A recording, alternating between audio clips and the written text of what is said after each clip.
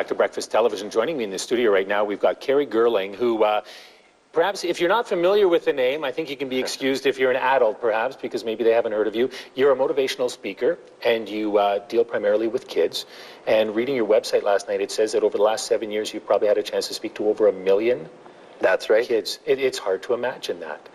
It is. I've been doing this for, like you said, a little over 7 years now as a passion, just after one of my best friends had passed away from drinking and driving. And at that stage, I was kind of at a fork in the road as to which route I was supposed to take, and or which road I wanted to take. And I just had such a passion to speak on the dangers of drinking and driving and living positive lifestyle choices. So you were 18 at that time? That's right. When it happened. So tell us a little bit about your friend, because obviously he meant something to you, or else you wouldn't have gone and done something like this. Yeah, as mentioned in my presentation, I cringe every time I tell this story because, I can always remember the good times we went through and the fun that we had as we were growing older. He was a best friend of mine. He was a positive role model to me. And unfortunately, he made one decision that changed his and many of our lives for forever, pretty much. Right. So how is it you take something like that? 'Cause so often you see parents of victims or siblings of victims go out and do wonderful things after they've had a terrible tragedy to their lives. This is a friend of yours. You're 18 years old, and you decide to use that to spread a positive message.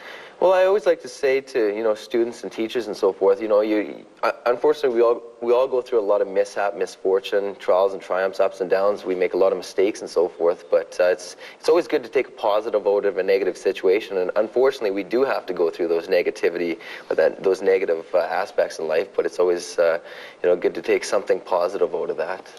So you go out and you speak. What was it like the first couple of times that you went out and because I imagine you're trying to formulate your message at that time as well. That's so right. What was that like for you? It was quite difficult for me. I didn't have a lot of confidence going through school, being bullied and so forth, and my confidence levels just weren't there to the capacity that they are now.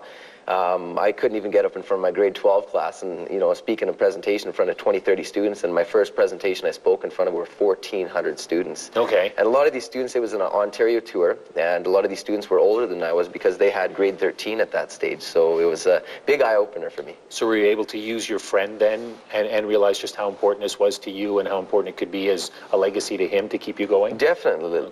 He's, like I said, been a positive role model to me, and I like to see his experiences, unfortunately a negative one, but I like to be able to help use my experiences to better the world. So when you go to a class right now then, so it's 7 years later, and you're speaking in our area this week, when you go to a class, what can the students expect?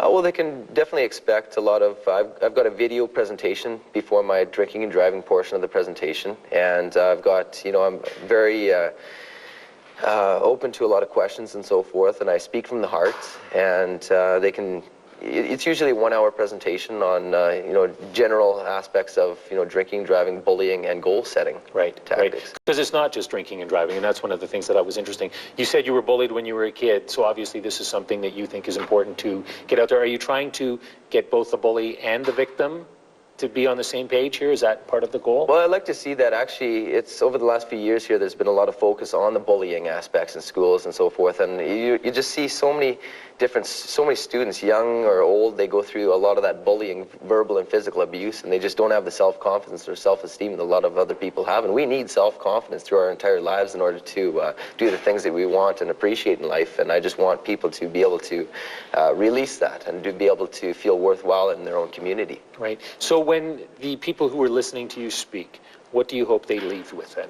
Well, I always say, if I can just help and encourage one student in each presentation that I go to, that's worthwhile and beneficial to me.